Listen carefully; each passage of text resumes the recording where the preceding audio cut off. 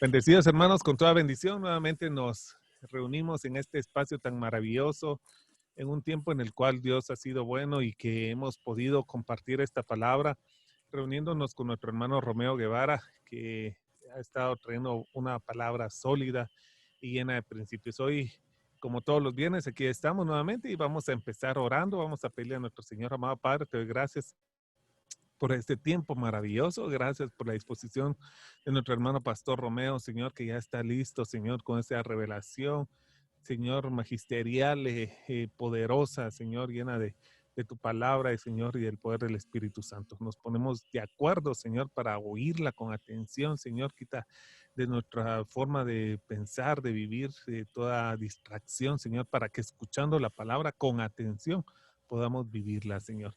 Gracias por hablar, gracias por tu evangelio, gracias por los ministerios, gracias, Señor, porque esto nos lo has dado, Señor, y gracias, Señor, por la disposición de nuestro hermano, que desde ya, Señor, lo bendecimos a él, a su casa, a su familia, a su ministerio, la iglesia que pastorea y todo lo que tú haces, Señor, en su vida. En el nombre de Jesús, amén. Amén.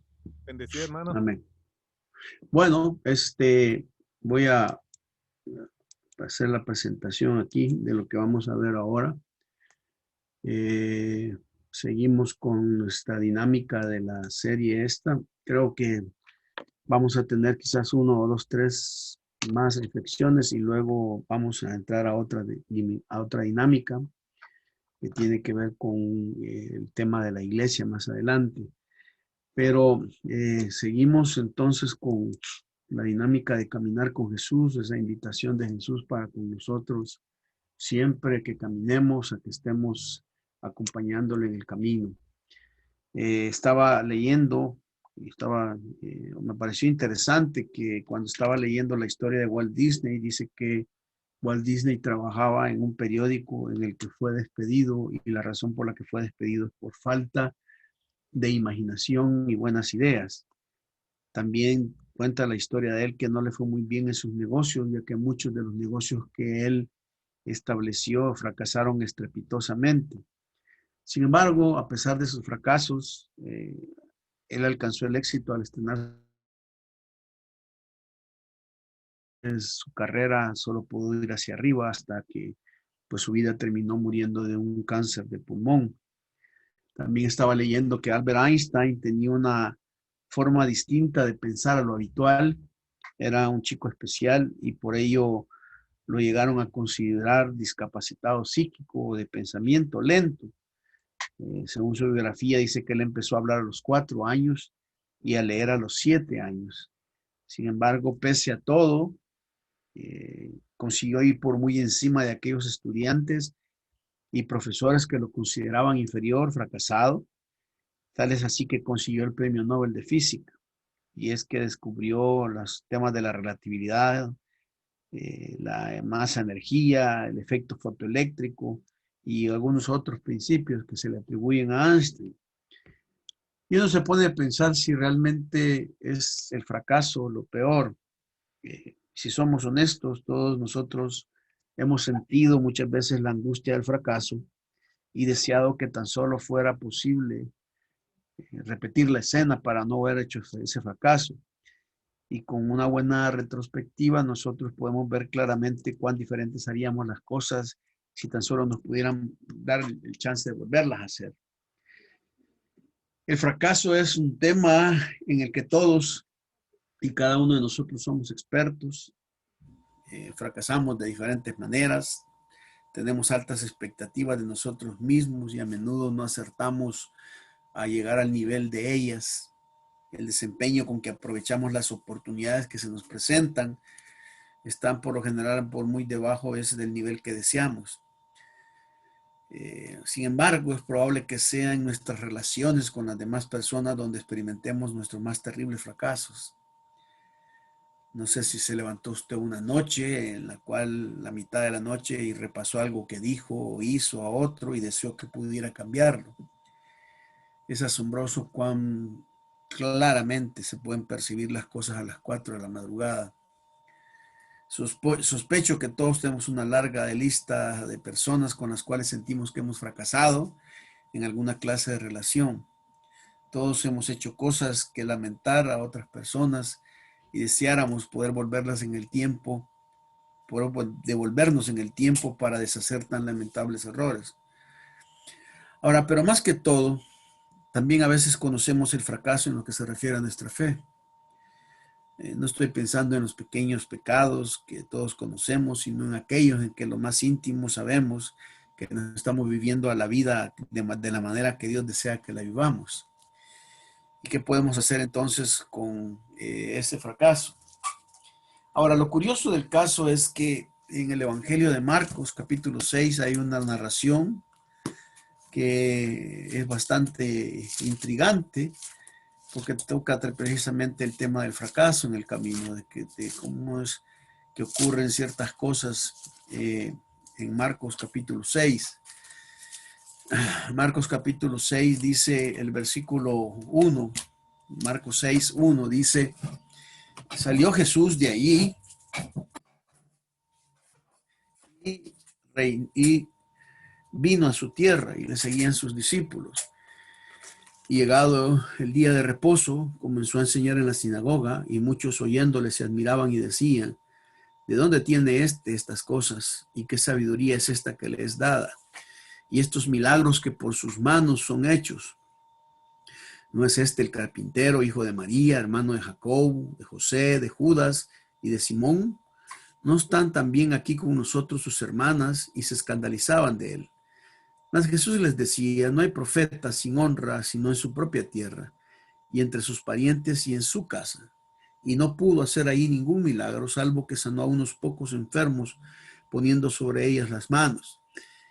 Y estaba asombrado de la incredulidad de ellos, y recorría las aldeas de alrededor enseñando.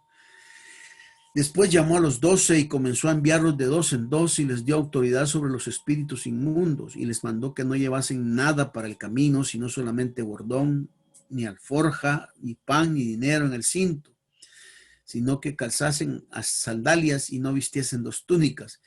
Y les dijo, donde quiera que entréis en una casa, posad en ella hasta que salgáis de aquel lugar. Y si en algún lugar que no os recibieren ni os oyeren, salid de allí y sacudid el polvo que está bajo vuestros pies para testimonio de ellos, para testimonio a ellos. De cierto os digo que en el día del juicio será más tolerable el castigo para los de Sodoma y Gomorra que para aquella ciudad. Quisiera entonces que nos enfocáramos en esta tarde en el concepto de los fracasos en el camino. ¿Cuántas veces vamos a caer y fracasar en ese camino? La frase que es bastante peculiar en el texto es la frase que aparece en el versículo 5 de Marcos 6. No pudo hacer ahí ningún milagro. Es una frase que si no la vemos bien nos puede alarmar demasiado y poder hacernos creer en dudas sobre la personalidad de Jesús. En realidad Jesús podía hacer todo, como Dios podía hacer todo, pero aquí estamos viendo que Él se enfrenta a su limitación como humano. Y llegó a su tierra natal, llegó al lugar donde Él había nacido, y las personas que estaban ahí tenían un corazón tan duro, el ambiente que estaba ahí fue tan incrédulo que casi no pudo hacer ningún milagro. Lo que viene a demostrar que cuando hay ambientes estériles e incrédulos, las señales de Dios cuesta que se manifiesten.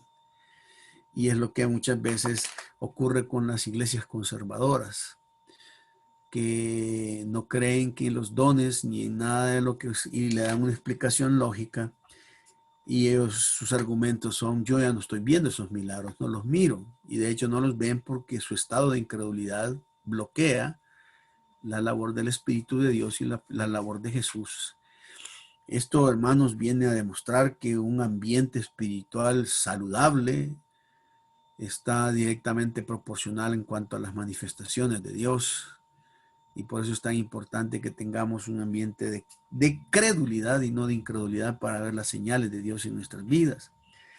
Es triste que Jesús, cuando vino a su ciudad, Él quiso que sus amigos y sus vecinos experimentaran lo que otros en otros lugares estaban descubriendo. El poder de sanar, perdonar y restaurar la esperanza que había sido mostrada tan claramente en otros lugares debía ser mostrado en su ciudad natal, Nazaret. Sin embargo, podemos usar la palabra ahí que Jesús fracasó ahí. Dice el texto que no pudo. Es interesante que la palabra no poder aquí es la palabra que tiene que ver con la idea de carecer de recursos. También se puede traducir como escasez de ánimo o voluntad para hacer algo. Pareciera ser que Jesús estaba desmotivado, hermanos, totalmente. Es increíble que Jesús percibiera el poder espiritual que genera un ambiente de incredulidad y de maldad. Y llegó el momento en que Jesús ya no podía seguir ahí. ¿Y qué le pasó a Jesús? ¿Por qué se desmotivó en esta oportunidad del ministerio? ¿Cómo nos desmotivamos nosotros también? Miren, quiero decirles una cosa. Mucho de la frialdad espiritual de una congregación o de un pueblo o de una comunidad tiene que ver con la manera en que o engrandecemos a Cristo o lo disminuimos. Si para nosotros Jesús es un Jesús reducido y disminuido, es obvio que el impacto en nuestras propias vidas va a ser un impacto muy disminuido y reducido. Todo lo que viene a mostrar es que la cristología y Jesucristo es vital para la frescura y para la vitalidad de una congregación. Por eso es tan importante que en nuestras iglesias le demos a Jesús la primacía, que Él sea el que tenga que ver con todo lo que hacemos en nuestra iglesia, en nuestras comunidades. Ahora, ¿qué aprendemos con respecto al fracaso de Jesús ahí? Lo primero que aprendemos es que todos alguna vez vamos a fracasar. Eso es lo que yo llamo la realidad del fracaso. Si usted me puede decir a mí que no, bueno, le quiero decir que hay dos tipos de personas. Uno, los que han fracasado, y dos, los que van a fracasar. Todos nosotros en un momento vamos a experimentar eso. Y mucha gente con esa mentalidad de que le hemos metido de triunfador, de éxito y de que todo lo podemos. Es bien interesante que hasta las mismas formulitas que nosotros hemos usado. Yo, por ejemplo, escribí hace, no sé, me acuerdo, quizás unos 3 o 4 años, un artículo que decía, serás cabeza y no cola, ¿sí? Y puse en el artículo, ¿y qué de malo tiene ser cola? O sea, ¿cuál es el problema en que seas cola? La cola en el perro es bien importante, ¿no? Porque muestra sus estados emocionales.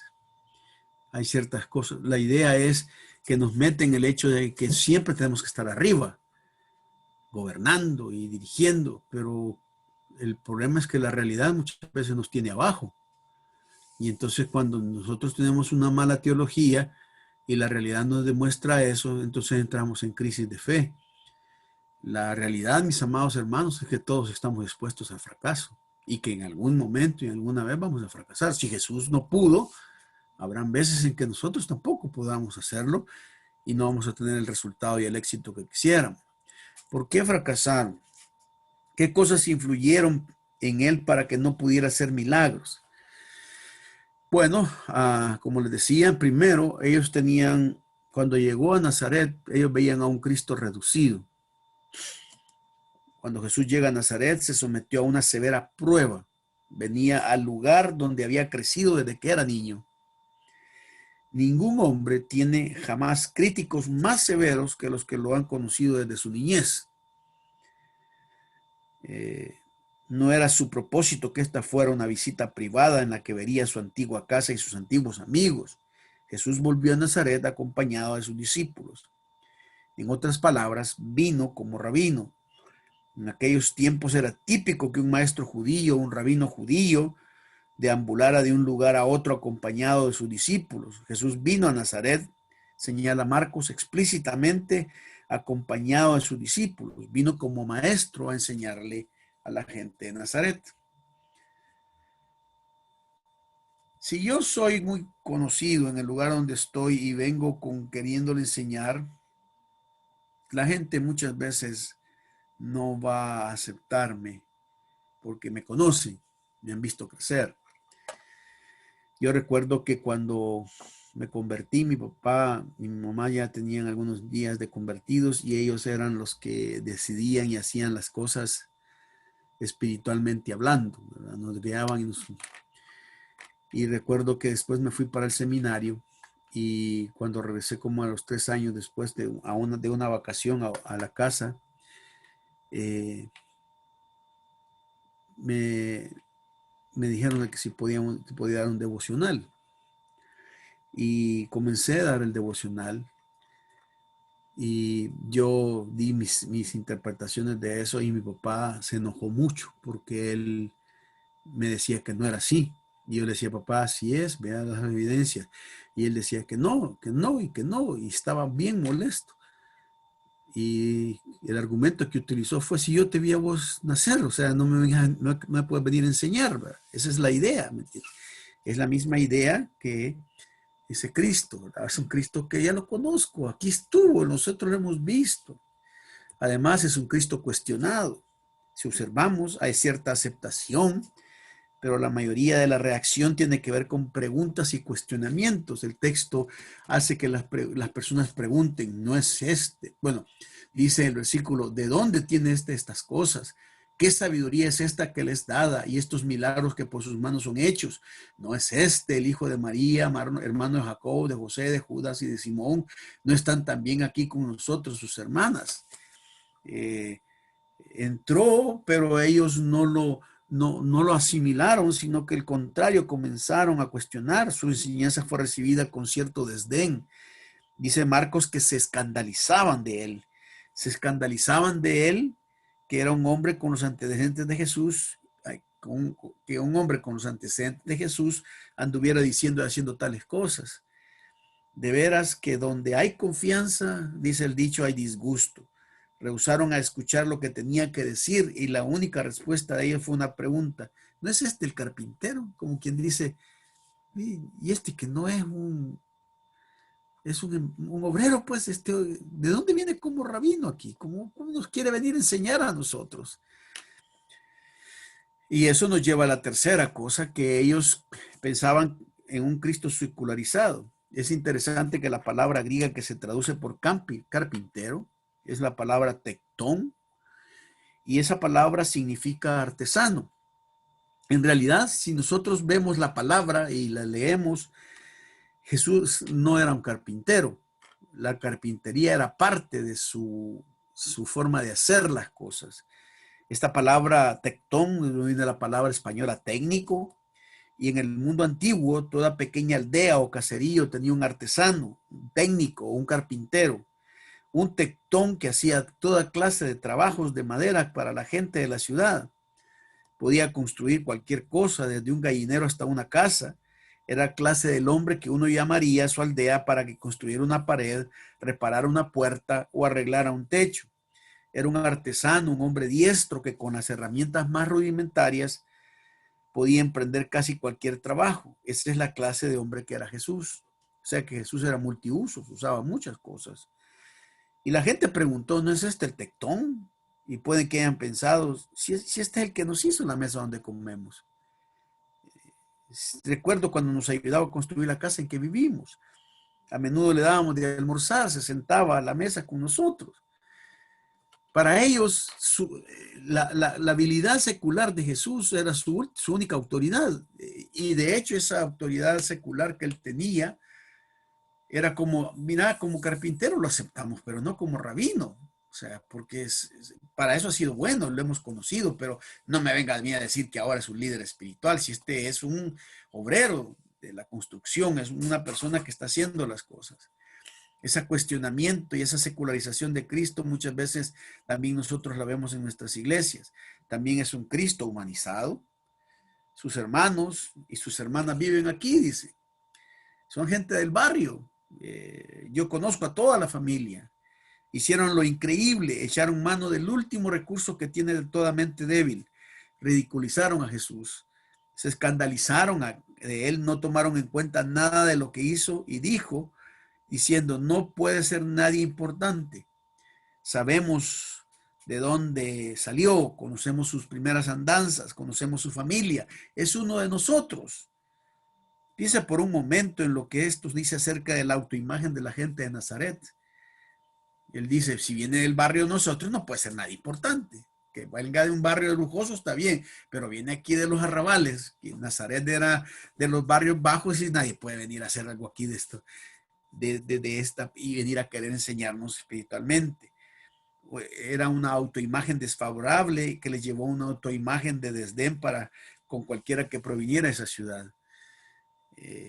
Creo que cualquier tipo de actitudes como estas pudieron haber sorprendido a Jesús en su humanidad y haberlo desanimado, pero también finalmente es un Cristo despreciado. Jesús era un hombre del pueblo, un carpintero, un hombre cualquiera, por lo tanto lo despreciaron. Como resultado de ello, Marcos dice que Jesús no pudo hacer muchos milagros en Nazaret. Lo cierto es que el ambiente era hostil. La verdad es que ciertas acciones nobles no pueden ser hechas cuando el ambiente es hostil. Jesús solo pudo sanar unos pocos enfermos en Nazaret y solo unos pocos señalaron. Ahora, vuelvo a insistir esto. La salud espiritual de una iglesia tiene que ver con lo que nosotros vemos a Jesús.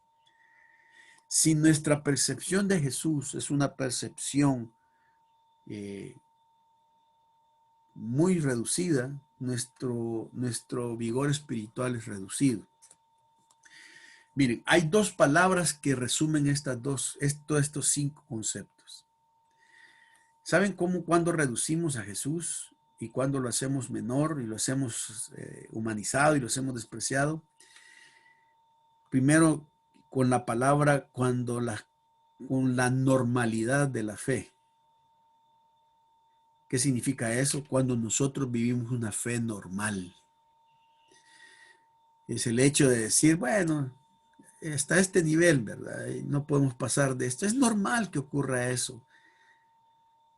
Y la otra palabra es con la familiaridad de la fe. Cuando somos demasiado familiares con la fe, con las cosas de Jesús. Y esa normalidad y esa familiaridad a veces la fomentamos en nuestros cultos de la iglesia. Porque lo que queremos tener es un culto normal, es un culto que no se salga de los esquemas. Que no podemos permitir que Jesús se rompa. No sé si la vez pasada les comenté, pero por ejemplo, en el caso de cuando Zacarías, el padre de Juan el Bautista, entra al lugar santísimo y él va y se presenta allí, el texto dice que la gente se extrañaba de que se tardaba de estar allá adentro. Y eso es bien interesante porque entonces la gente ya sabía cuál debía ser el tiempo normal que un sacerdote se centrara a la presencia de Dios y cuál sería lo familiar que ellos ya estaban acostumbrados. Y cuando Dios viene y atrasa a Zacarías y le rompe el esquema, entonces la gente se incomoda. ¿Por qué? Porque queremos algo normal, queremos algo cómodo, queremos algo que sea lo de siempre. Y si ustedes se dan cuenta, nuestros cultos son bastante normales. Hacemos todo, incluso en los cultos que podemos decir que queremos que el Espíritu nos hable, todo eso ya está. Y por lo general muchas veces nosotros nos damos cuenta que Dios se tarda mucho en hablarnos y que se toma su tiempo, pero nosotros estamos tan acostumbrados a que en un culto normal Dios se manifieste, pero la normalidad y la familiaridad de la fe simple y sencillamente hacen que se reduzcan las evidencias de la manifestación de Dios en nuestras vidas y en nuestra iglesia. La gente dice, yo quiero ser un cristiano normal. Los cristianos normales no existen. El cristiano es un cristiano que tiene anormalidad espiritual porque está siempre dispuesto a que Dios le rompa el paradigma. Pero si ya viene a romper mi normalidad, entonces simple y sencillamente tengo serios problemas. Por eso es el peligro de ser adictos a los ritos y ser adictos a los programas, porque esos programas nos reducen a Jesús. Le decimos a Jesús a través de un programa, tenemos 1 hora y media para que te manifestes y nos hables. Más de esa hora y media ya no, porque eso ya no es normal, ¿me entiende? Hemos perdido esa pasión de seguir buscando y haciendo las cosas. Hermanos, necesitamos dejar de ir a la iglesia como cuando oímos llover, que ya no nos sorprende, ya no nos refresca, ya no vemos, wow, con una expresión de sorpresa. Y eso es bien, bien peligroso en cuanto a la fe. En segundo lugar, no solamente debemos entender que todos podemos fracasar y que habla de la realidad del fracaso, sino que todos podemos enfrentar el fracaso. Esto tiene que ver con la posibilidad del fracaso. Hay tres grandes posibilidades en el texto del fracaso de Jesús. Son como acercamientos a estas interpretaciones de su fracaso. Bueno, ¿cómo podemos enfrentar el fracaso? Bueno, la primera cosa que usted tiene que ver es cómo lo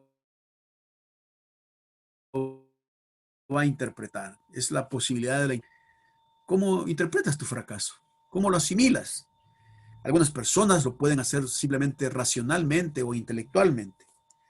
Es decir, hacer una aceptación racional de su fracaso. No aprendes mucho de él. Te enfrentas con las personas que te indujeron y ocasionaron ese fracaso. Simple y sencillamente haces como una asimilación del fracaso en tu vida.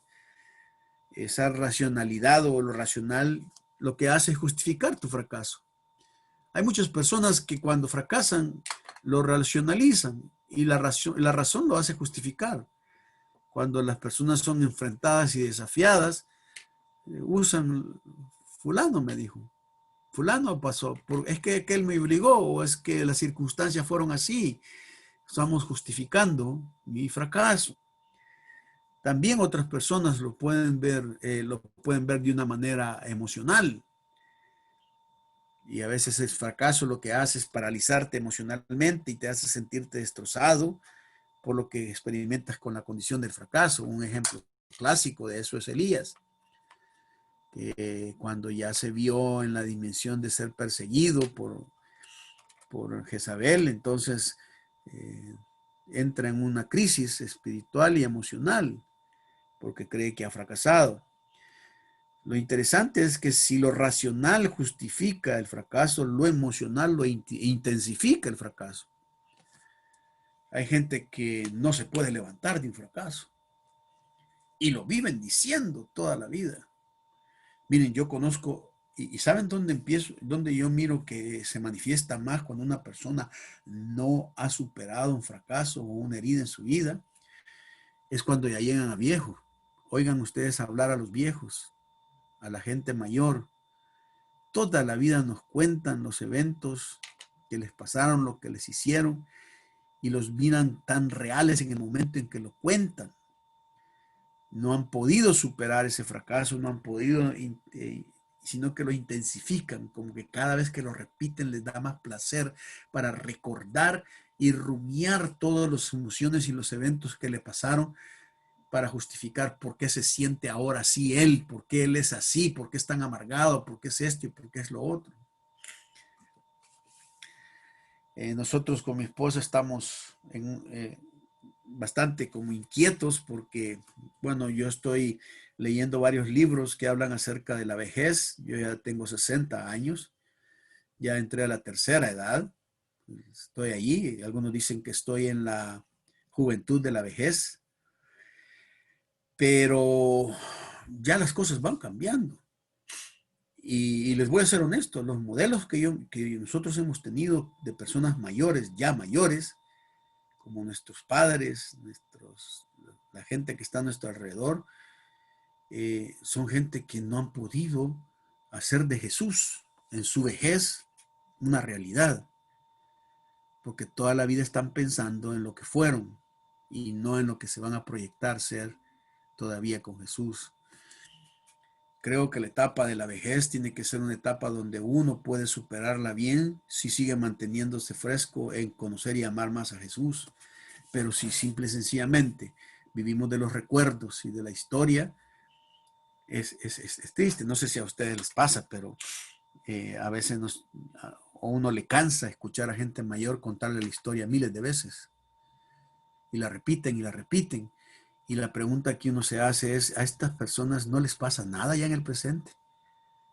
No tienen nada que aprender de Dios en este futuro corto que les queda, sino que tienen que referirnos y contarnos las historias. Uno de mis propósitos, si llego a viejo más, es que mi punto de referencia no sería hablar de mí, sino hablar de lo que Dios me estaba enseñando cada día. Y esa debería ser una meta de nosotros, porque lo emocionalmente intensifica, pero algunas personas tendrán que interpretarla espiritualmente. Y así fue lo que hizo Jesús. Si observamos Jesús, él dice, bueno, el versículo, quiero ver, versículo 4, dice, mas Jesús les decía, no hay profeta sin honra, sino en su propia tierra, y entre sus parientes y en su casa. Me gusta el hecho de que Jesús lo eleva el incidente a un nivel espiritual. Él dice, esto es lo que les pasa a los profetas. Yo soy un profeta. No me están despreciando a mí, están despreciando el carácter de Dios en mi vida. Y ya se esperaba que esto ocurriera. No me van a aceptar en mi propia tierra. Esto ya es común. Y me encanta cómo Jesús lo interpreta. No se frustra, no se amarga, no insulta, no se pone a pelear. Él dice, ok, ya esperaba esto. ¿Por qué? Porque el asunto aquí es un asunto de nivel espiritual. Soy un profeta que trae palabra de Dios y la gente no quiere escuchar la palabra de Dios. Por lo tanto, si me están rechazando a mí, están rechazando a quien me envió. Y ese es ya un problema de las personas. Ahora, fíjense que una de las cosas interesantes es que Jesús eleva su interpretación a nivel ministerial y espiritual, y él dice que el rechazo se debe a que él es profeta y siempre ha habido un rechazo a los profetas en su propia tierra, no son aceptados. Ahora, quiero decir algo aquí importante. ¿Alguna vez usted se ha dado cuenta cómo la gente de su congregación le presta más atención a un predicador invitado que a los de casa? Pues yo sí me he dado cuenta. Esta semana analizaba el porqué de esto y quiero compartir con usted mi opinión. Lastimosamente, todos nosotros tenemos oídos que se acostumbran a la normalidad, a cierta voz, en este caso a cierto predicador. Y quizás para la mayoría les sea más atractivo escuchar un predicador nuevo cada semana que escuchar al mismo durante todo el año. Pero ¿será que eso es la solución para el crecimiento espiritual? ¿Será que el pastor de casa tiene la culpa de que no le pongamos atención? ¿Será que la única forma de ministrarnos es que venga alguien de fuera a predicarnos? Rotundamente creo que no es así. Jesús mismo pasó por esto y dijo, no hay profeta sin honra sino en su propia tierra. La mayoría de los pastores y predicadores pasan por esto constantemente en sus iglesias, y todo porque el pueblo se acostumbra a tenerlos a ellos todo el año. ¿Qué es lo que ocurre en esta clase de iglesia que hace eso? Bueno, lo que ocurre es que la gente no tiene un corazón preparado para escuchar la palabra de Dios, sino que al tener demasiada confianza con el predicador, tienden a perderle interés y seriedad a las palabras que habla, sin ponerse a pensar que estas palabras no son de un humano, sino que es palabra de Dios. Jesús dice, yo puedo ser el carpintero, pero no vengo como carpintero, vengo en nombre de Jesús, que soy su profeta. Y eso es lo que ocurre, porque mucha gente dice, ay, otra vez lo mismo, ay, me voy a predicar otra vez, otra. No tiene una actitud de entender que lo que le está escuchando no tiene que ver con una palabra de hombre, sino que tiene que ver con lo que Dios nos ha mandado a hacer. Por eso es tan injusto el hecho de que muchas personas sean adictas a que les estén invitando a cada rato uno y otro para que puedan. Y la lucha de un pastor cada día a día en su iglesia es el hecho de tratar de compartir la voz de Dios, y simple y sencillamente es difícil pasar predicando todo un año y hacer toda una peripecia en eso, pero la gente debería ser más sensible en cuanto a esto. Creo que esto es un error que puede llevar a la iglesia a caer en su ritmo, en un ritmo espiritual no sano, y a no crecer como Dios quiere que crezca. Un corazón que no se disponga en cada predicación, no importando quién predique, es un corazón que no ha nacido de nuevo. Así es que lo racional justifica el fracaso, lo emocional intensifica el fracaso, pero lo espiritual dignifica el fracaso. Porque lo que hace Jesús es, no me importa, no estoy fracasando por mis propios medios, estoy fracasando porque Dios está siendo rechazado.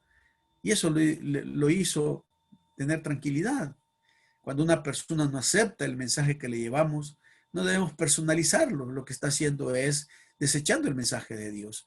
No soy yo, aunque yo pueda tenerle. Ahora, la segunda posibilidad es la posibilidad de la reacción.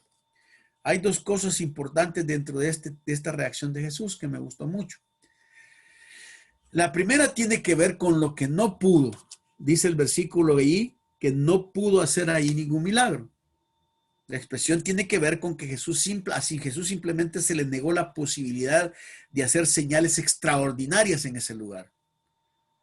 Pero no lo vemos frustrado porque no pudo hacerlo, no entró en depresión por las circunstancias que no le fueron favorables.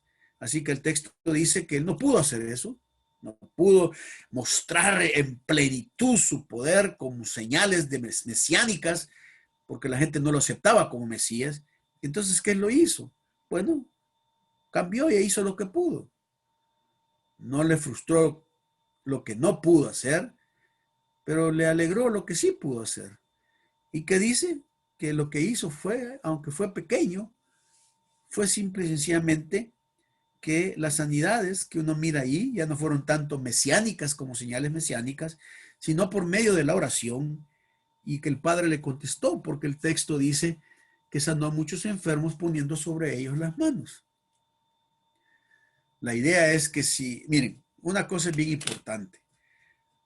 La acción de Dios nunca la podemos anular totalmente.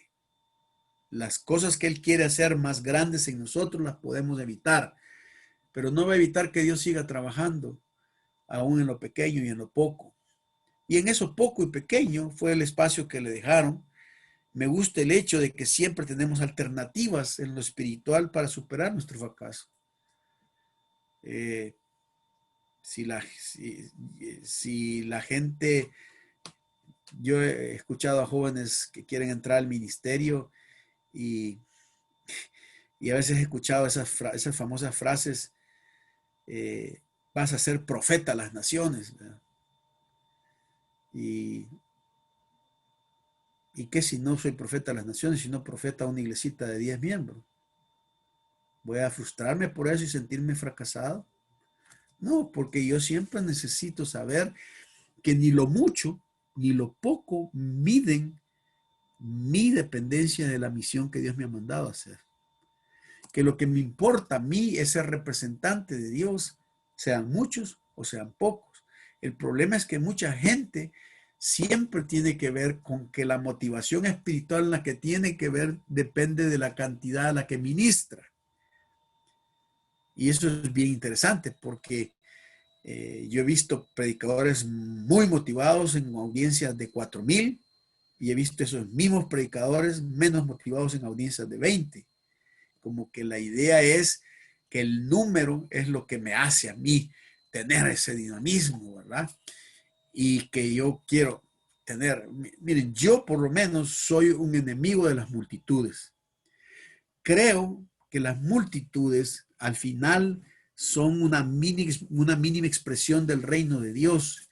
Si ustedes ven las estadísticas de los evangélicos en el mundo, ¿saben cuánto representa el porcentaje de las megas iglesias a nivel del mundo? De las más grandes, representa el porcentaje de los evangélicos en el mundo, lo que representa el porcentaje de todos los evangélicos del mundo en las megas iglesias es el 0.04%.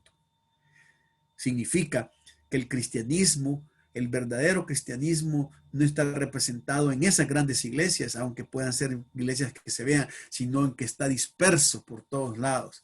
El país que tiene, miren, la iglesia más grande del mundo no ha sido la de Yonkichon, la de Corea. La iglesia más grande del mundo es la de la China. Y de la China porque está descentralizada y porque está subterránea, porque son grupitos, porque son ese crecimiento lo que está dando.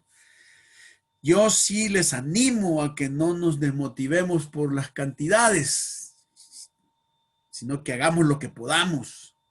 Y al hacer lo que podemos, Dios se encarga simple y sencillamente de fructificar y darnos a nosotros el tratado de ser buen siervo fiel, ¿me entiende? Yo creo que este es un llamado para muchos líderes y pastores que están desanimados porque sus iglesias son tan pequeñas y no están comparadas con las grandes iglesias de los gurú que son famosos. No, hermanos, eso no debe ser así. La mayoría de veces el mayor mover de Dios está en lo poco.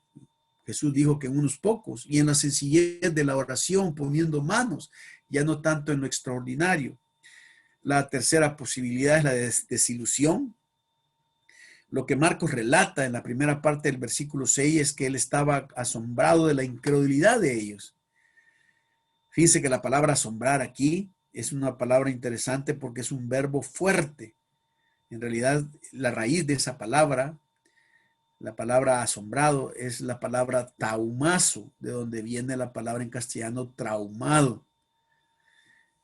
La idea es que Jesús estaba en shock, estaba como quien dice, ¿y qué pasa aquí con esta gente? Es un verbo fuerte que en ningún otro versículo del Nuevo Testamento se usa. Se usa aquí exclusivamente para describir la amarga desilusión que se llevó Jesús por lo sucedido en Nazaret. Y aquí estamos en contacto con un Jesús totalmente humano, uno cuyos pies estaban firmemente plantados en tierra, aún al punto de no poder hacer la obra que había esperado hacer. Jesús no andaba con su cabeza en las nubes, él andaba con sus pies firmemente plantados en tierra. Daba a conocer toda desilusión, frustración y revés como un auténtico hombre que vivía entre los hombres. La amarga desilusión de que Jesús se llevó por el rechazo de su gente, fue que parte de su auténtica humanidad y lo retrató como era en su corazón, pero no lo desalentó, lo tomó con calma. Me gusta mucho que el texto diga que Jesús estaba traumado, estaba diciendo, qué increíble lo que estoy viviendo. Los críticos más ensañados de un hombre son los de su misma ciudad natal, que mejor lo conocen. Estaba asombrado de la incredulidad de ellos, pero no se sentía amenazado por su rechazo. Ese rechazo sufrido en Nazaret, aunque doloroso, no lo disuadió de su misión. Jesús siguió avanzando. El tercer punto, la tercera verdad tiene que ver con que no solamente todos vamos a fracasar, o que todos podemos enfrentar el fracaso, sino que todos podemos aprovechar del fracaso. Eso es lo que yo llamo la oportunidad del fracaso. ¿Qué ocurrió con esto? Me encanta mucho esto, porque Jesús dijo, bueno, saquemos cosas buenas de esto, hagamos otras cosas. No nos quedemos con esto, con este fracaso. La primera que yo veo es que tuvo una oportunidad de cambio de perspectiva. Es interesante que el cambio ocurre en este momento de la totalidad de su ministerio de Jesús. Saben ustedes una cosa bien real en esto, en la cronología en la cronología de los evangelios sinópticos. Hasta este momento de su ministerio, Jesús lo había llevado principalmente en la sinagoga. En Marcos 1 nos dice que sanó al endemoniado en la sinagoga. En el capítulo también nos dice que la primera gira de predicación de Jesús se llevó a cabo entre las sinagogas de Galilea. En Marcos 3 fue en la sinagoga de Capernaum, donde sanó al paralítico un día de reposo, dando lugar a airadas protestas entre los dirigentes judíos. En Marcos 5 fue a la hija de Jairo, el principal de la sinagoga, a quien Jesús volvió a la vida, pero este rechazo de que fue objeto en la sinagoga de Nazaret señala que es la última vez que en alguno de los evangelios hablamos de Jesús enseñando en la sinagoga. ¿Saben qué ocurrió aquí? A partir de este rechazo de Jesús en Nazaret, Jesús no volvió a enseñar en la sinagoga. Y eso es bien vital, porque la puerta que se le cerró en Nazaret aparentemente hizo que Jesús decidiera salir de la sinagoga y dirigirse a cualquier lugar en el que la gente escuchara las laderas, las riberas del mar, las aldeas pequeñas. Esto me trajo a mí una idea, que lo curioso del caso es que Jesús fracasó en el templo, fíjense. O sea, él no pudo lidiar con la estructura. No cupo ahí, no cabía. Y aquí en este momento, cuando mira que llega el momento en que ya la gente lo rechaza, Jesús dice, ok, señores, a partir de ahora los voy a mandar de 2 en 2 a los 12 y después de los 2 en 2 a los 70 y van a ir por las aldeas caminando. Otra vez más vemos el concepto del camino. ¿Y saben qué es lo que más tristeza me da, hermanos? Es que nosotros queremos seguir teniendo éxito en el templo. Fíjense. Y queremos seguir con el mismo modelo donde nosotros nos quieren ver que tenemos la victoria, el éxito y hacer la obra desde el templo. Si ya Dios nos sacó del templo y nos ha puesto en los caminos, es mejor que nos reunamos en grupos pequeños, que renunciemos a muchas estructuras para que podamos ir por las aldeas, sanando y haciendo una cuestión. Entonces Jesús cambia de perspectiva. Jesús dice, ok, ya no más la sinagoga, ahora nos vamos a ir a las laderas, a las riberas del mar. Hay que cambiar, hay que ser de otra perspectiva, porque no podemos seguir con el modelo este. La segunda oportunidad que encontramos es un cambio de iniciativa. La segunda parte del versículo 6 dice, y recorría las aldeas de alrededor enseñando. El fracaso experimentado en Nazaret también señala el comienzo de las giras misioneras de los apóstoles. El relato dice que Jesús los envió de 2 en 2 para multiplicar su ministerio. Dice Marcos en el Evangelio, versículo 7, después llamó a los 12 y comenzó a enviarlos de 2 en 2 y les dio autoridad sobre espíritus inmundos. El pasaje paralelo en este evento es Mateo 10 y nos dice incluso cómo fueron agrupados en pareja los apóstoles. Deliberadamente los envió en estas condiciones para enseñarles. ¿Saben qué aprendí esto? Miren, Jesucristo siempre fue un hombre tan inteligente, tan sensato, que él nunca, a pesar de que él podía hacerlo, tenía la capacidad de hacerlo, él nunca hizo todas las cosas. Su propósito de llegar aquí era preparar a otros para que hicieran. Entonces viene Jesús y dice una cosa. Bueno, si me están rechazando a mí porque me conocen, entonces voy a mandar a desconocidos, pero voy a ir a través de ellos. Voy a ser discípulos. Me voy a enfocar en estas personas para que ellas hagan la labor donde yo no puedo entrar, donde yo no puedo hacer las cosas. Y una vez más, volvemos otra vez a la descentralización de la persona. Miren, a Jesús hizo toda una campaña y en Marcos, Pedro después de que dice que estuvo haciendo toda la obra hasta la noche y entonces que se fue al monte a solas a orar, ¿sí? Y que entonces los discípulos se agolparon en la casa de Pedro, se agolpó toda la gente y la gente buscaba endemoniados y todo. Y Pedro llega donde Jesús y lo que Pedro le dice a Jesús es, todo el mundo te busca. Fíjense, esa es la expresión. Esa expresión que Pedro le dice a Jesús es una expresión peligrosa y manipuladora. Porque cuando Pedro le dice, todo el mundo te busca, no sé cómo se sentiría usted si alguien le dijera, mira, todo el mundo te quiere. Mira, todo el mundo quiere que vos vayas. Mira, todo el mundo quiere que vos prediques. No, mira, todo el mundo quiere que vos ministres. Sos tan necesario que todo el mundo era al hecho de serse indispensable. Pedro le está diciendo a Jesús, Jesús, sos indispensable. No andes perdiendo el tiempo en oración sabiendo tanta necesidad que todo el mundo busca. ¿Y saben qué le contesta Jesús? Ok, es necesario que vaya a otras ciudades, a las aldeas, a predicar el evangelio y se va para otro lado. Nunca cayó en la trampa de, a pesar de que era el Mesías, que podía hacer todo, ser el Mesías y hacerlo todo. ¿Entiende? Y hay gente que no es el Mesías, que no puede hacer todo y quiere hacer lo que el Mesías y todo. Y la gente es especialista en adularlo a uno el ego para que uno caiga en la trampa de que todo el mundo nos busca. Jesús dice, si la obra que voy a hacer es quiero alcanzar a las personas, ya no la voy a hacer yo solo, sino que voy a hacerlo a través de otras personas, para que ellos vayan en mi representación, y lo que hago con estas personas es capacitarlo.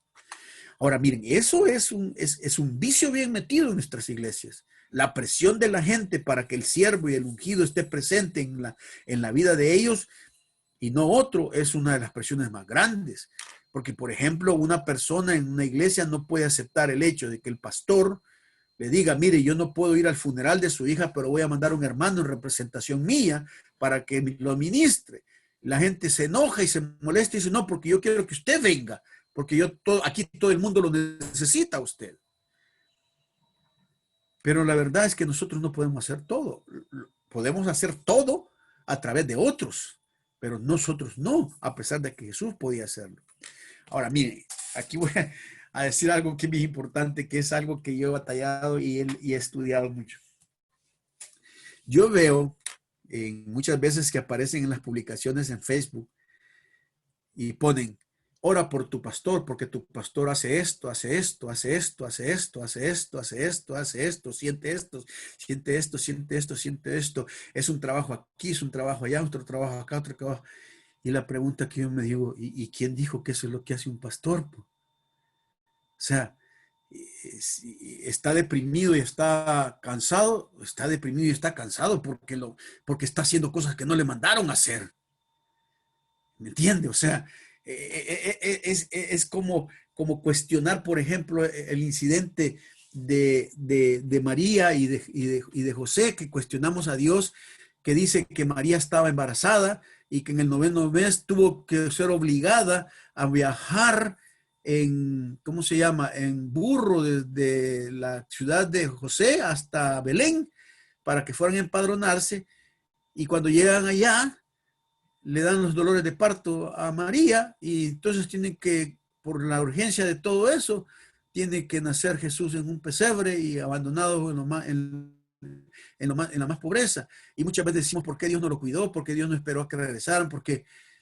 Pero si nosotros somos honestos, hermanos, el que Jesús naciera así no es culpa de Dios, es culpa de José y María. Y les voy a explicar por qué. Porque cuando Dios le dice a José, mira, José, tú vas a ser el padre del Mesías. Y María le dice, tú vas a ser la madre del Mesías. Lo obvio, yo como padre, es irme a los textos a ver qué decían los textos de Mesías, ¿sí? ¿Me entiende? ¿Qué decían esos textos? Y habían textos que decían que el Mesías iba a nacer en Belén. Una profecía que decía, en Belén va a nacer el Mesías. Y resulta que a los 9 meses, José todavía está en Nazaret. Y la pregunta es, ¿por qué está en Nazaret si tenía que nacer en Belén? Claro, en Nazaret está su negocio. Entonces, ¿qué hace Dios? Como no le escucha por medio de la profecía, manda un decreto del gobierno que lo obliga a irse. ¿Me entiende? Y entonces se va para allá y claro, las posibilidades de que nazca el niño a los 9 meses es problema de ellos, porque ellos se fueron en ese tiempo, cuando pudieron haber sido antes, para que tomaran más calmadas las cosas y Dios no los obligara a irse. Entonces lo mismo ocurre aquí. Fíjense, quizás ya no tengo mucho tiempo, pero esto es lo que quizás vamos a hacer cuando estemos con los módulos de estudios, porque hay que hacer todo un estudio de la terminología del término pastor en el Nuevo Testamento. Y en realidad el término pastor no es un oficio, es una función. Y óigame esto, el único que tiene el título de pastor como oficio es Jesús. ¿Y sabe por qué?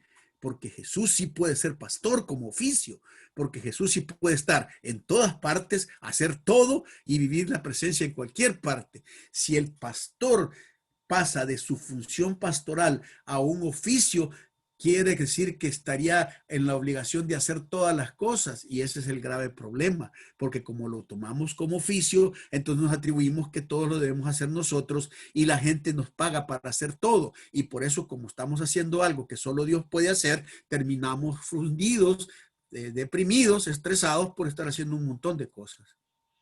Eso es lo que Jesús dijo, no se van a centralizar en mí, voy a mandar a otras personas. Y la tercera oportunidad es que es un cambio de expectativa.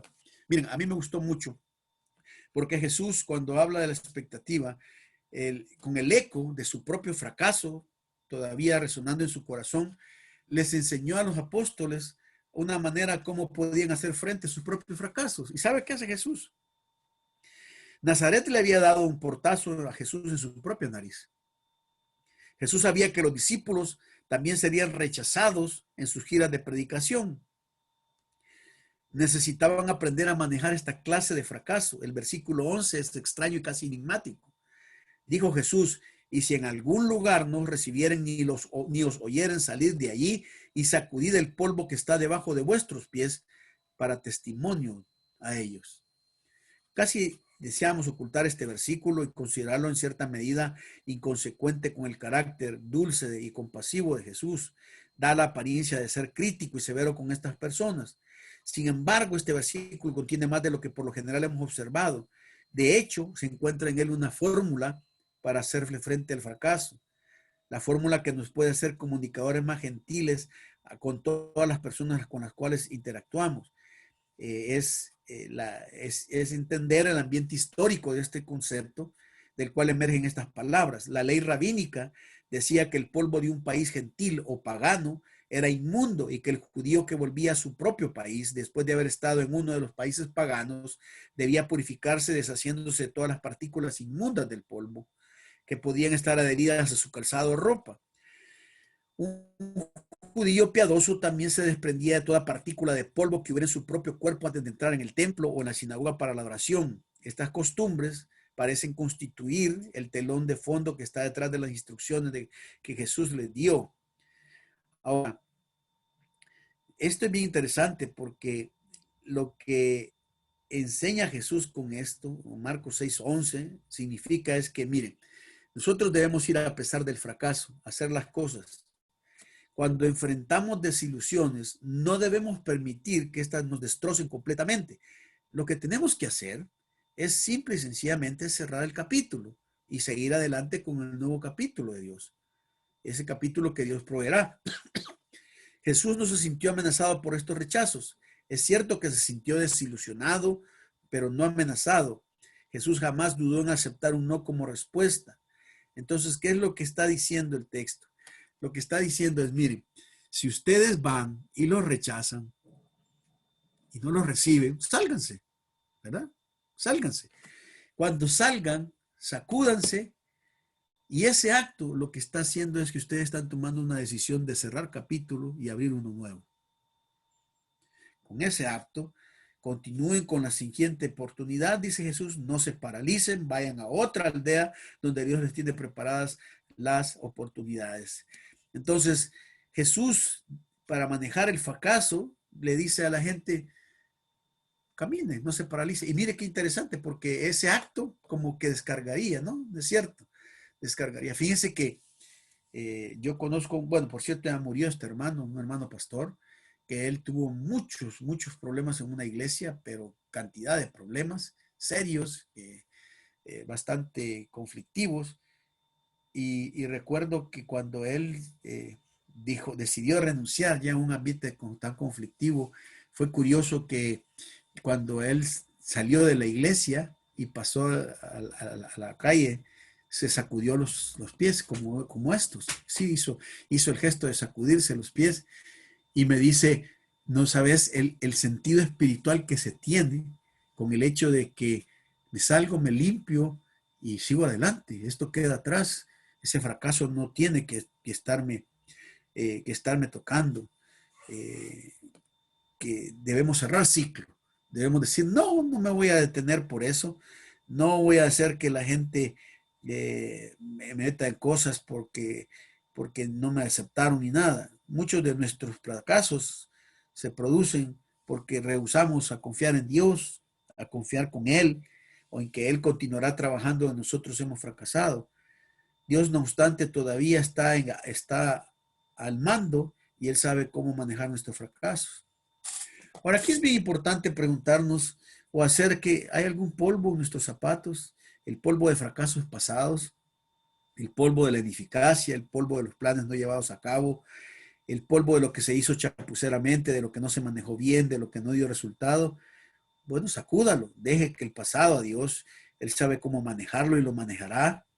El apóstol Pablo aprendió esta lección y él dijo, pero una cosa hago, olvidando ciertamente lo que queda atrás y extendiéndome a lo que está delante, prosigo a la meta, al premio del supremo llamamiento de Dios en Cristo Jesús. El fracaso, mis hermanos, no es el fin. El pasado no tiene por qué determinar lo que ha de suceder en el futuro. Lo que sea que haya sucedido en el pasado, en su vida o en la mía, Dios sabrá cómo manejarlo. Sacúdase el polvo. Siga adelante con Él donde Él desea que usted esté ahora. Rompa, abra el ciclo nuevamente, porque Dios tiene mejores cosas para nosotros. Que Dios le bendiga.